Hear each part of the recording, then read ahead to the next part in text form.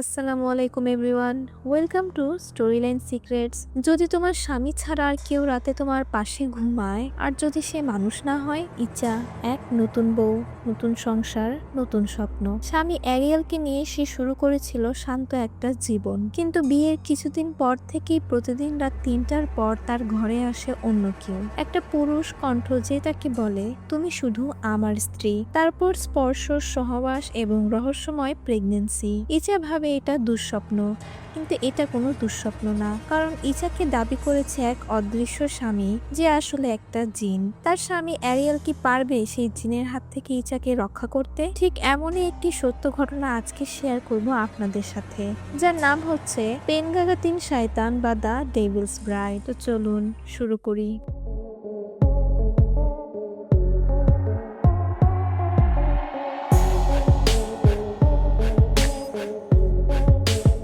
গল্পের শুরুতেই আমাদেরকে ইচা নামের একটি মেয়েকে দেখানো হয় যে তার নিজের গল্প বলছে। সে প্রতি রাতে স্বপ্ন দেখে যে একটি সুন্দর বাড়িতে সে যাচ্ছে আর সেখানে একজন সুদর্শন পুরুষ তার কাছে আসছে। সে প্রায় প্রতি রাতেই এমন স্বপ্নটি দেখে, তবে আমরা দেখতে পারি তার স্বপ্নের পাশাপাশি বাস্তবেও একজন শয়তান তার কাছে যায়, যেটা দেখে বোঝাই যাচ্ছে যে ইচা কোনো এক ভয়ঙ্কর শয়তানের নজরে পড়েছে। তারপর দেখানো হয় যে ইচার ঘুম ভেঙে গেছে আর সে ঘড়িতে দেখে 4টা বাজে, অর্থাৎ তার হাজবেন্ডের কাছ থেকে ফিরে আসার সময় হয়ে গেছে। যথারীতি তার হাজবেন্ড অ্যারিয়েল বাড়ি ফিরে আসে। সে দেখে ইচা তার জন্য চা বানাচ্ছে, তবে তাদের দুজনের কথাবার্তায় মনে হচ্ছিল তাদের বৈবাহিক জীবন একটু প্রবলেম রয়েছে।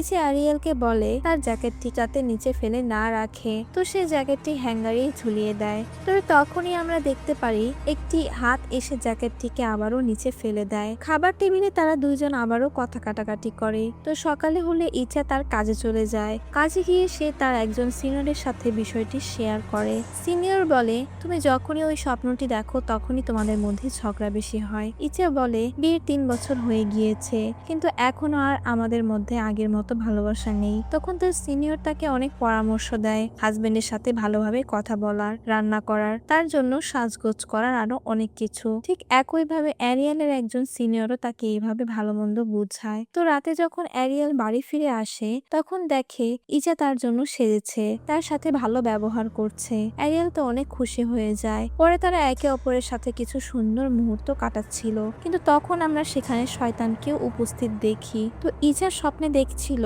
তার স্বপ্নে দেখা সেই সুদর্শন পুরুষই তাকে বলছে যে সে শুধু তার, ইচাকে তার কাছ থেকে কেউ আলাদা করতে পারবে না।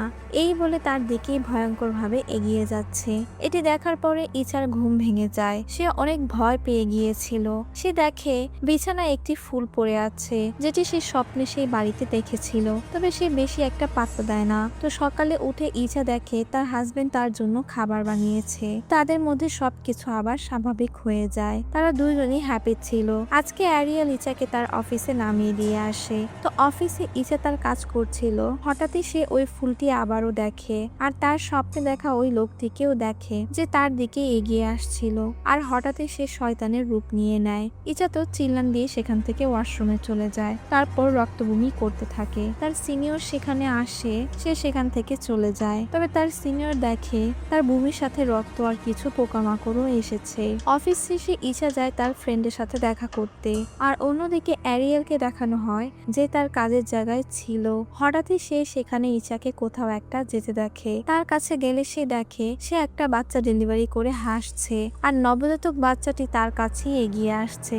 সে তো ভয় পেয়ে দৌড় দিতেই তার সিনিয়রের সাথে দেখা হয়ে যায়। পরে সে দেখে সেখানে কিছুই নেই। পরে সে বাড়িতে ফিরেও একটু অদ্ভুত ব্যবহার করে।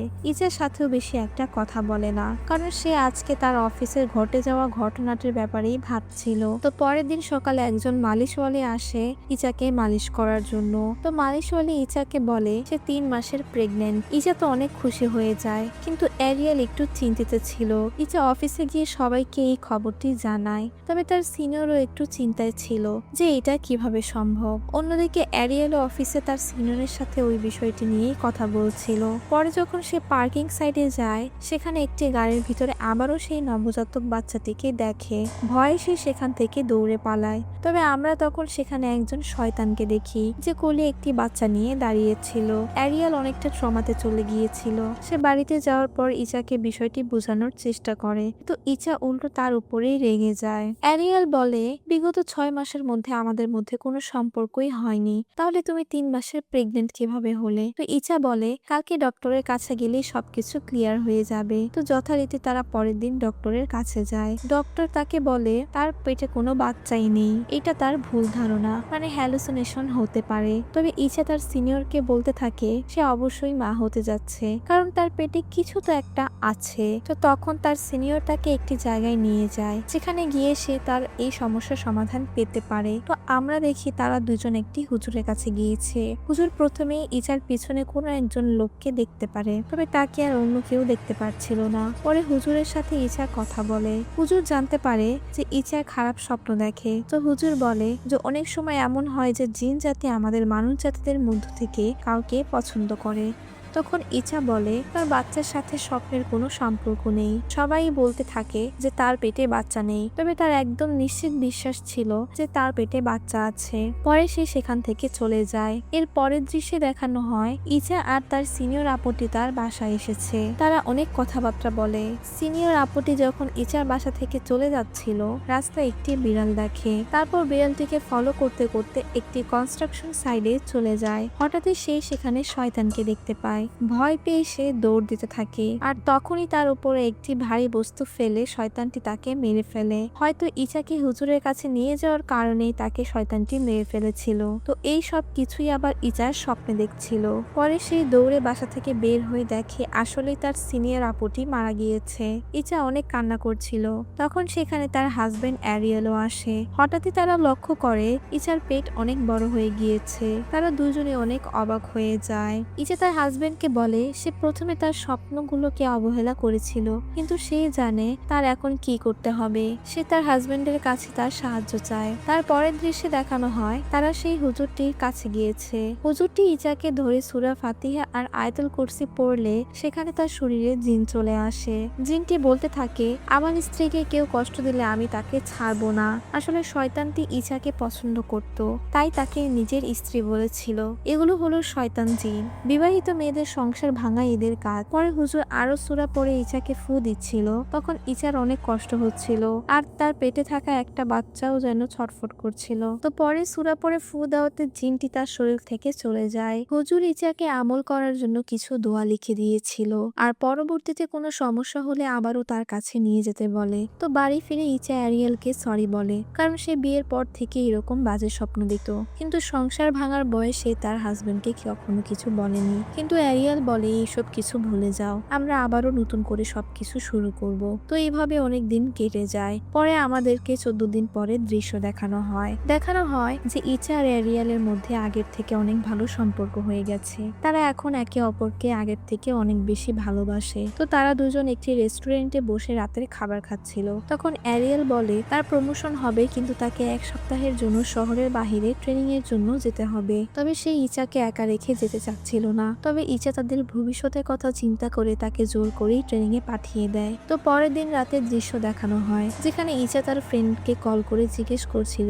সে কখন আসবে, কিন্তু একটু সমস্যার কারণে তার ফ্রেন্ড আসতে পারবে না। পরে ইচা টিভি দেখতে দেখতে ঘুমিয়ে যায়। হঠাৎই একটা শব্দে তার ঘুম ভেঙে যায়। সে দেখে তার হাজবেন্ডের শার্টটি নিচে পড়ে গেছে। সেটা ঠিক করে রাখতে গেলে শার্টের পকেটে থাকা একটি কাগজ পায়, যেটা একটি দোয়া লেখা ছিল। পরে সে সেটি পড়ে, তারপর আবারও টিভির সামনে গিয়ে বসে থাকে। হঠাৎই সে ঘুমিয়ে যায়। ওই রাতে তার সাথে আর কিছুই হয় না, সে সেফ ছিল। পরের দিন সে অফিসে চলে যায়। অফিসের সব স্টাফ একসাথে কাজ করছিল। হঠাৎই সে দেখে সব স্টাফ আস্তে আস্তে শয়তানের রূপ ধারণ করছে আর তার দিকে এগিয়ে যাচ্ছে। সে তো অনেক ভয় পেয়ে যায়। ওই দিন রাতের বেলা তার ফ্রেন্ড আসে তার সাথে থাকার জন্য। ইচা অনেক ভয় পাচ্ছিল যে ওই জিনটি যদি আবার তার ফ্রেন্ডের কোনো ক্ষতি করে দেয়। তবে তার ফ্রেন্ড তাকে বলতে থাকে আজকে রাতটা কোনো মতে পার হলেই আমরা কালকে সেই হুজুরের কাছে যাব।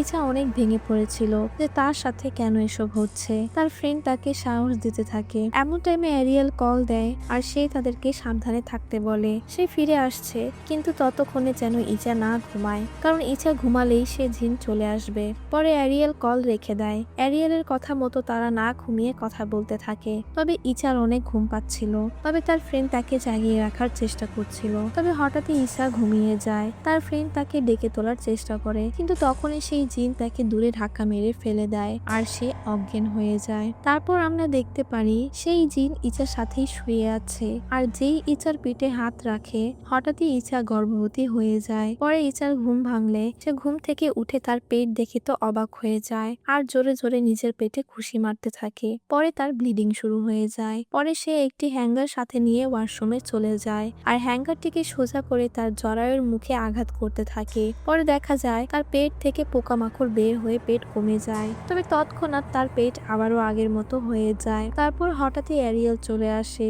সে ইচাকে ডাকতে থাকে। তার ডাক শুনে ইচার ফ্রেন্ডেরও হুঁশ ফিরে আসে। তারপর অ্যারিয়েল ওয়াশরুমে গিয়ে ইচাকে পায়। পরে তারা তৎক্ষণাৎ সেই হুজুরের বাড়িতে চলে যায়। হুজুর আরো অনেকগুলো লোকদের সাথে নিয়ে সেখানে বসেছিল। তারা একটি খাটের সাথে ইচার 4 হাত পা বেঁধে রেখেছিল এবং শরীরের উপর একটি কাপড় দিয়ে রেখেছিল। আমরা দেখতে পারি ইচার পেট আগের থেকে অনেক বড় হয়ে আছে। ইচার জ্ঞান ছিল না। তারপর হুজুররা দোয়া পড়তে শুরু করে। ইচার আত্মা সেই শয়তানের কবজায় ছিল। ইচা হুজুরের আওয়াজ শুনতে পাচ্ছিল। পরে হঠাৎই ইচার উপর শয়তান ভর করে আর সে অনেক চিল্লাচিল্লি করতে থাকে। সে সবাইকে ভয় দেখানোর চেষ্টা করে কিন্তু ব্যর্থ হয়। সবাই শয়তানকে পাত্তা না দিয়ে দোয়া পড়েই যাচ্ছিল। হঠাৎই ইচা তার বাঁধন খুলে ফেলে আর হাওয়ায় ভাসতে থাকে। তখন আমরা তার উপরে শয়তানকে বসে থাকতে দেখি। শয়তান হুজুরকে আবারও ভয় দেখানোর চেষ্টা করে কিন্তু পারে না। ইচার কিছুতেই জ্ঞান ফিরছিল না। পরে অ্যারিয়েল ইচার কানের কাছে গিয়ে তাদের ব্যাপারে অনেক কথা বলতে থাকে। বিয়ের পরের দিন থেকে শুরু করে আজ পর্যন্ত তাদের মধ্যকার কাটানো ভালো সময়ের কথা বলতে থাকে আর তাকে ফিরে আসতে বলে। আমরা দেখি শয়তান তাকে আটকে রেখেছিল, তবে অ্যারিয়েল বারবার ইচাকে চেষ্টা করতে বলছিল। অ্যারিয়েলের কথা ইচা ভরসা পেয়ে শয়তানের সাথে লড়াই শুরু করে আর অনেক চেষ্টার পর শয়তানের কাছ থেকে বেঁচে ফিরে আসে। আর আমরা দেখি স্বপ্নে দেখানো শয়তানের সেই আলিশান বাড়িটি ভেঙে চুরমার হয়ে গেছে। ইচা ফিরে এসেছে আর তার পেটও আগের মতো স্বাভাবিক হয়ে গেছে। তারপর আমাদেরকে 6 বছর পরের দৃশ্য দেখানো হয় অ্যারিয়েল এবং ইচার সুখের সংসার। তাদের 2টি বাচ্চাও রয়েছে। হঠাৎই ইচা খাবার নিয়ে এসে দেখে তার বড় ছেলেটি ঘরে নেই। তারপর ইচার ফ্রেন্ড বাহিরে গেলে দেখে ছেলেটি কোনো একজন অজ্ঞাত লোকের সাথে কথা বলছে। পরে সে গিয়ে ছেলেটিকে ঘরে নিয়ে আসে। তবে আমরা দেখতে পারি লোকটি আর কেউ নয়, বরং সেই শয়তানটি ছিল। তার মানে কি শয়তানটি এখনো ইচার উপর নজরে রেখেছে? আসলে শয়তানরা একবার যার পিছু নেয় এত সহজে তাকে ছেড়ে দেয় না। ইচার গল্পের মাধ্যমে আমরা এটি বুঝতে পারলাম। তো গল্পের শেষে আমাদেরকে বাস্তবের ইচাকে দেখানো হয় যে একটি টেলিভিশন শোতে নিজের সাথে ঘটে যাওয়া বাস্তব ঘটনাটি শেয়ার করছে। অতএব আজকের ঘটনাটি একদম বাস্তবসম্মত একটি ঘটনা, যেটি ইচা নামের একটি মেয়ের সাথে ঘটেছিল। তো বন্ধুরা, আজকের কাহিনীটি এখানেই শেষ হয়ে যায়। তো এরকম অনেক মুভি এবং ওয়েব সিরিজের এক্সপ্লেনেশন পেতে আমাদের চ্যানেলের সাথেই থাকুন। ধন্যবাদ। দেখা হচ্ছে পরবর্তী ভিডিওতে।